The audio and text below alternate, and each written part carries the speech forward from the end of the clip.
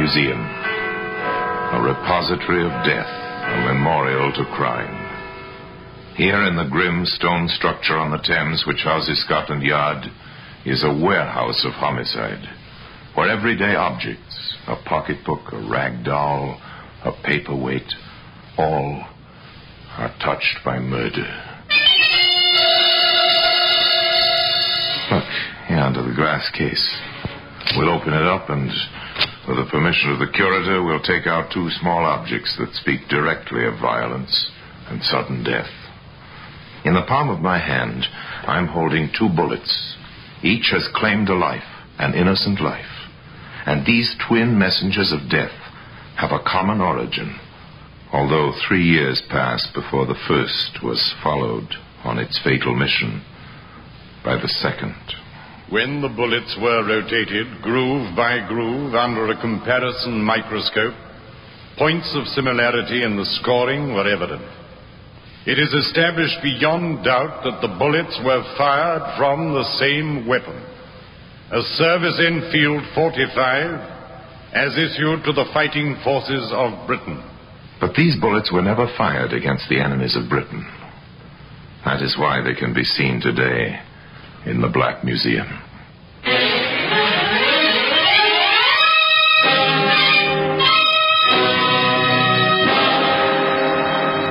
From the annals of the Criminal Investigation Department of the London Police, we bring you the dramatic stories of the crimes recorded by the objects in Scotland Yard's Gallery of Death, the Black Museum.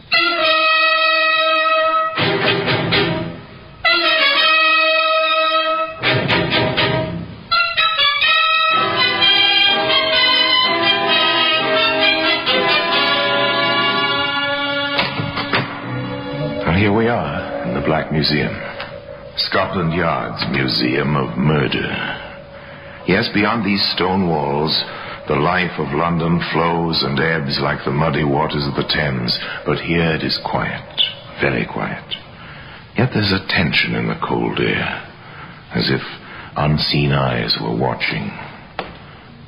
Come with me, past row upon row of inanimate objects, each one marked with the names of the killer and the victim. Murderers caught, murderers yet to be caught. Sometimes the wheels of justice turn slowly, but more of that when we come to the glass case at the end of the gallery. Now I see the watching eyes up there just below the ceiling. There hang the death masks of criminals of bygone days. They form a grim frieze. They were collected at a time when forensic theorists believed that a composite face, made up of the dominant characteristics of hundreds of criminal features, would resolve into a picture of the typical criminal.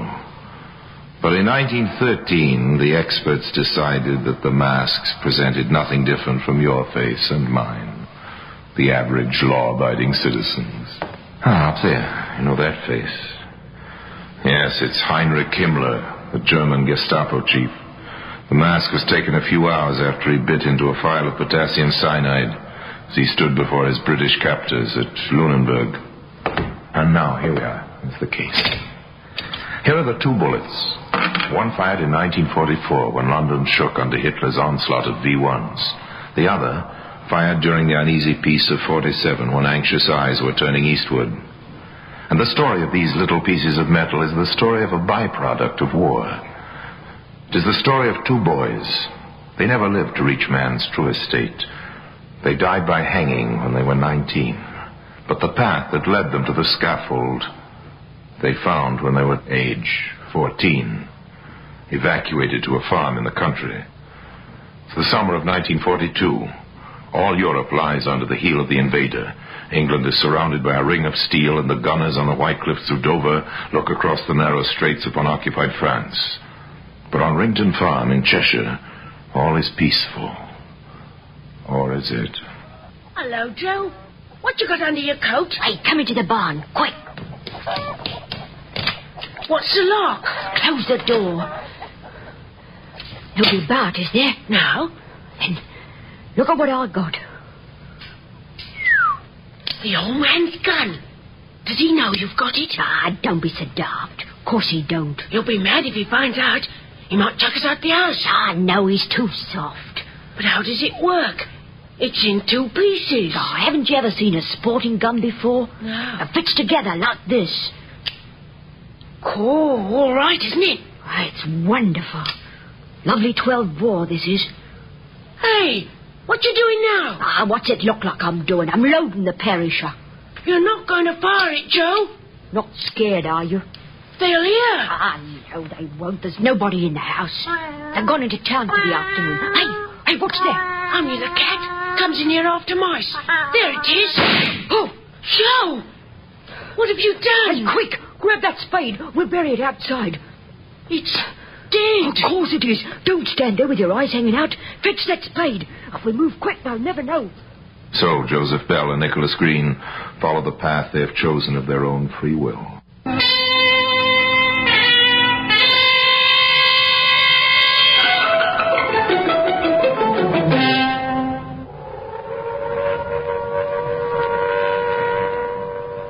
"1944, springtime. The Allied forces are poised for the invasion of Europe. But in a last desperate gamble, Hitler has launched his armada of V-1s, the flying bombs that were to have brought England to her knees. Had they been launched a little earlier, and had the defenses been less effective. Those defenses did not number Bell and Green among their gallant company. Bell and Green back in London are looking for easy money. At 16, says Bell, a man has got to have money. Yes, and they are 16 now. Old beyond their years and already experienced in the art of making easy money. But in a small way, as yet. Look out, here comes another V1. Here, the engine stopped. Which way was it going, did you see? No. Oh, well, why worry? We've got to buy it sometime. We're okay. It dropped in the next block. It must have been pretty close to the cop station. I hope it was on top of it with all the lousy coppers inside. Here, let's go into this cave and see what we can find. That was London in 1944. A shattering explosion brings death and destruction. But it's just around the block. We're okay here. Life goes on. We're used to it. Take the table where the soldier is, Nick. Right. You mind if we sit down, soldier? No, carry on. Yeah? What can I get you? Beans on toast and a cup of tea. Plenty of sugar. Same for me. Huh, plenty of sugar. You'll be lucky. And make it snappy. Oh, of all the cheek. Not bad, eh? Listen to me, partner. Women's out in this team, get it? Oh, I don't understand you at times, Joe. Don't you ever look at a girl? Not unless I can get something out of her. Change the subject. Okay. You got a light on you, soldier? Oh, sure. Tar. Ever fagged yourself? Oh, thanks very much. Happen to know where that last bomb went off? Round the corner somewhere? Hope it wasn't too bad for the poor devils who stopped it. Rotten things, them buzz bombs. Yes. Hard on the women and children. Oh, don't talk about it. I've just lost my wife and nipper. She was 22. The boy was 18 months. I told her to keep away from London, but she come back. You know what it is, living with strangers. She wanted to be home. Now there isn't any home. Just a crater. Oh, I'm sorry about that. When did it happen? Last week. That's why I'm here. Got a compassionate posting to clear things up. Was that your bike I saw outside? Yeah. I'm a Donner at the War Office. Dispatch rider, eh? Yeah. Is that why they give you the pistol? Yeah. Enfield 45. I only wish I could have a crack at the gun with it.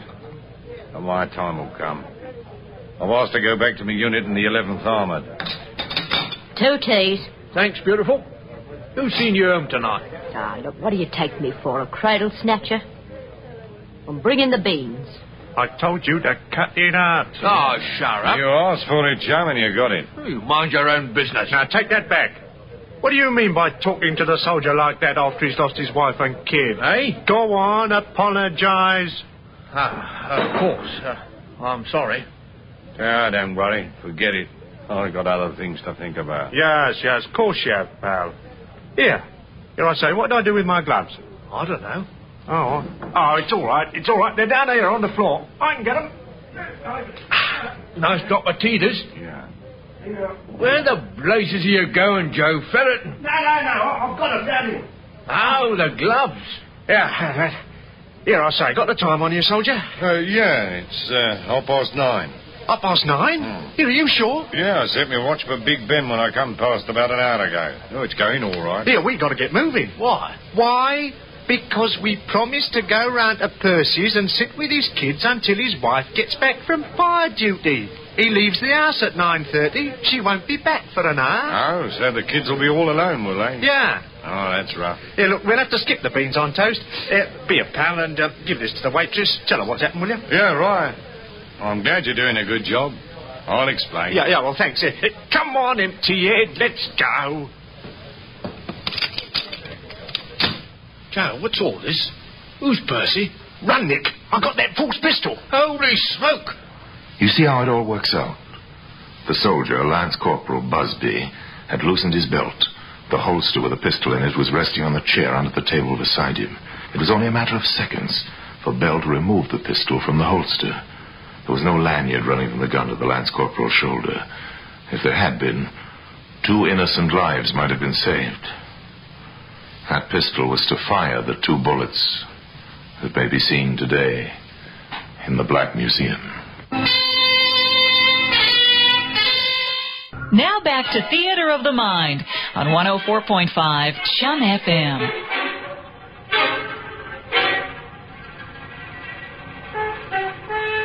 Joseph Bell and Nicholas Green, armed, frightened that the soldier would discover the loss of the pistol quickly and raise the alarm. Why did Bell steal the weapon? Why, 2 years before, had he taken the farmer's shotgun? To kill. Now, as his running feet carry him through the darkened streets of London, with the roar of exploding and flying bombs always in the next block, he doesn't know what he's going to do. He doesn't know that very soon he is going to kill. Not a cat this time, but a man. Well, we got away. That was a good story about Percy and the kids, Joe. You've got some imagination, you have. I decided to get the pistol before we sat down, even if it meant following that bloke outside and coshing him. What are you going to do with it? Well, what do you think? Don't you feel good knowing I've got it? Yeah, it might come in handy. Yeah, the engine of the buzz bomb's cut. Blimey, it's coming this way. Come in here, you boys. No, you take your hands off me. No, don't be silly. Come in. Let me go, do you hear? Nonsense, boy. All right, you asked for it. Go! Bell fired at the precise moment when the bomb exploded. This time the explosion wasn't quite in that next block.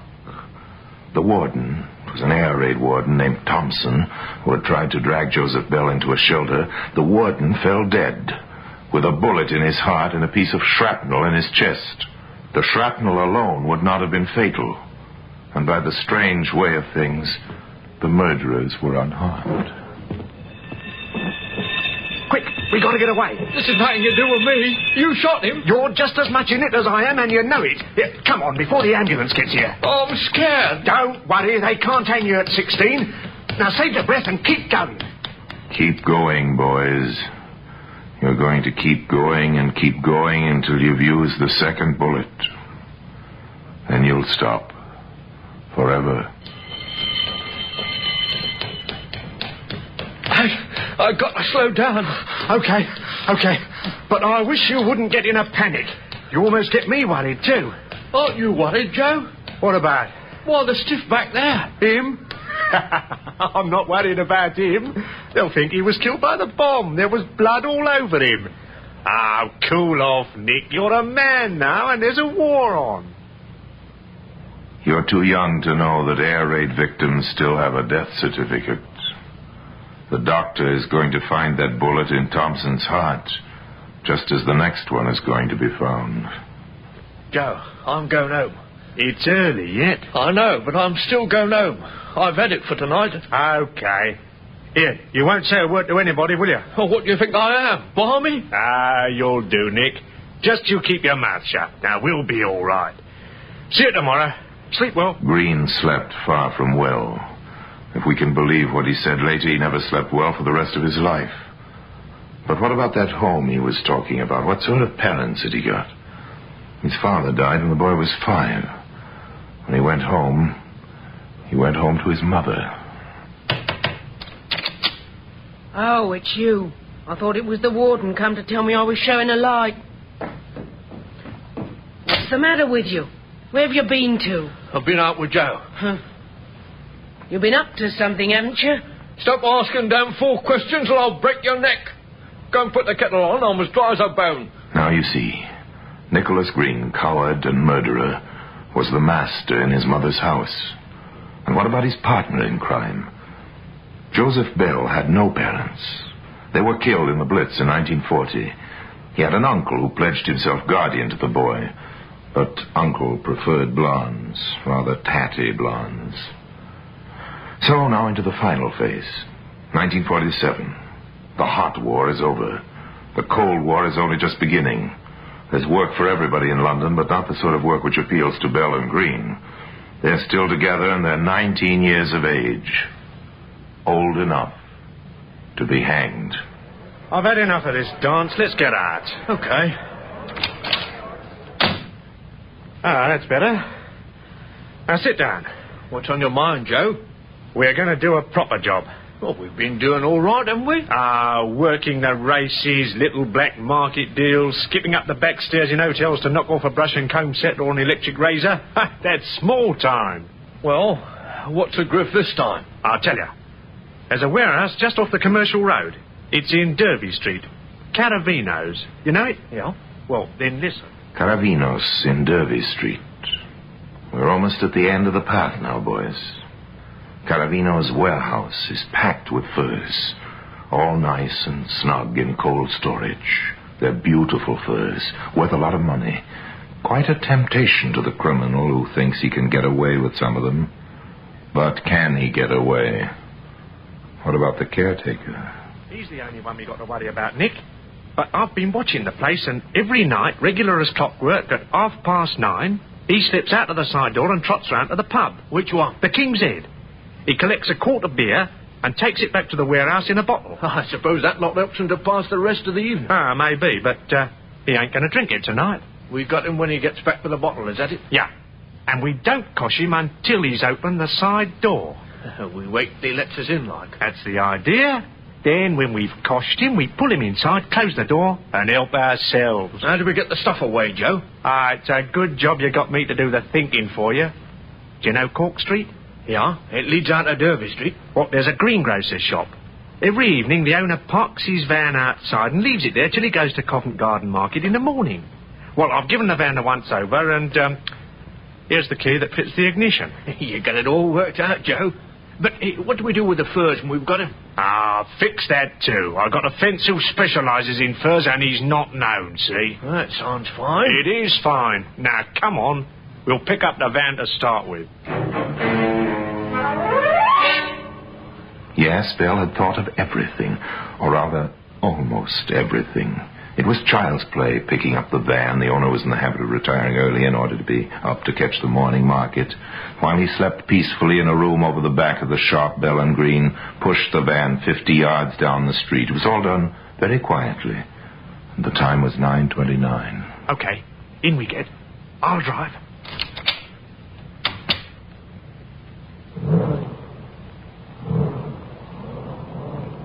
Aren't you going down Derby Street, Joe? No, not yet. I'm taking you to the King's Head. Oh, we can't go in there. We're not going in. We're going to drive past and pull up. Then we keep an eye open behind and spot the caretaker when he comes out. And when he comes out? Yeah. What's the time now? 9:30. Cool. 9:30. What's up with you? Seen a ghost? Yeah, I think I have. This is not the first time your 0 hour happened to be 9:30, is it, Nicholas Green? Remember that cafe 3 years ago, when your partner stole the pistol he's carrying now inside his coat? 10 minutes later, a man was killed. Remember? It's funny, that's what it is. Darn bloomin' funny. Shut up! Pull yourself together. If you haven't got the nerve to see this through, tell me now and get out. I'll do it myself. I'm sorry, Joe. I'm okay. I started thinking, that's all. Leave the thinking to me. Here's the pub. I can see the door to the bar through the driving mirror. And here he comes.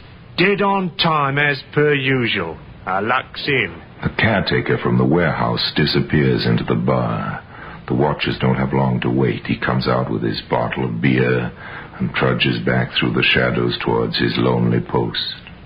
He turns into Derby Street and approaches the tall, dark building of Caravinos, so alive by day, so very silent by night. Oh, don't say I've shut myself out. No good, easy key. Excuse me, chum.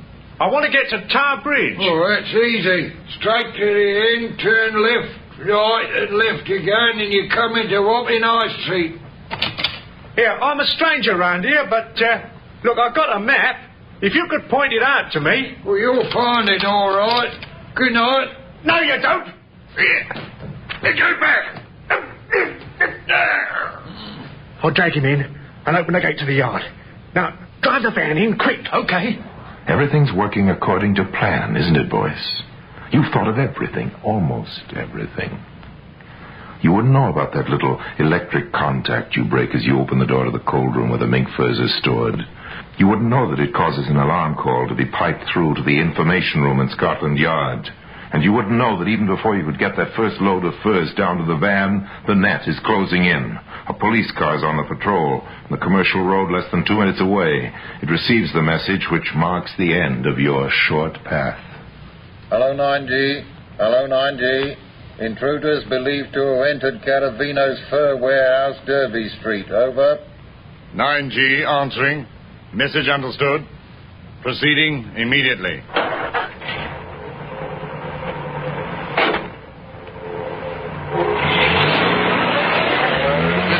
I wonder. I shouldn't think so. I've had 22 years in the force, and I never had the luck to get onto a real job yet. You should worry, Tommy boy. You're retiring next month. Think of that nice little pension you're going to get. You're going to sit back and grow more prize lupins for the rest of your life. But PC Tom Wallace was never to draw his pension, and he was never to grow any more prize lupins. This was the first real job he had waited 22 years for. He'd always known what he would do. He'd approach quietly, turn off the car engine before he got to the scene of the incident, and tread lightly. He'd make sure his brother officers followed his example. He wasn't going to fall down on his first real job. And somehow he knew this was it. Quiet, quiet. Is the door locked? Yes, but look down there. Oh, blood. Try the gate. It's open. Now, we'll go back to the car and signal for reinforcements. Pete, George, and me is going in. Shh! Nick! Take that load out to the van. I'll go back for some more. Okay, Joe. Make it quick. The sooner we're away, the better I'll like it. All right, son, the game's up. Coppers! Let me go! There's the precepts on you. How many more up there? Find out. Don't worry, we will. Come on, George. I can see a light through the door. Get back, you dirty ox! I've got a gun! Drop it, you young fool! Let him have it, Joe! Drop it! Look out, Joe, where you're going. The lift shaft behind you.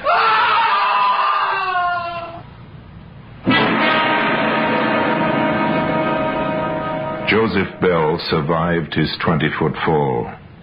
Police Constable Tom Wallace was dead. The bullet that was removed from his brain was placed beside the bullet that had killed the warden 3 years earlier. It is established beyond doubt that the bullets were fired from the same weapon. And today, they can both be seen side by side in the Black Museum. Bell and Green were tried and convicted of the murder of Constable Tom Wallace. The second charge of murder was never preferred, but Warden Thompson was avenged when the two men found the end of the path they had followed by their own free will. It finished on the gallows at 8 o'clock on a gray, misty morning. There were some who said that Green should not have died.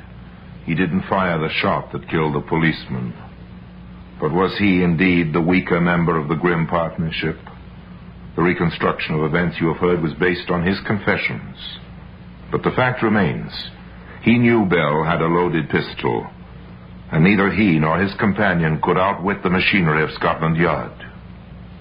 So another chapter of murder was closed, and the bullet that killed Thompson lies beside the bullet that killed Wallace in the Black Museum. And now, until we meet next time in the same place and I tell you another story about the Black Museum, I remain, as always, obediently yours.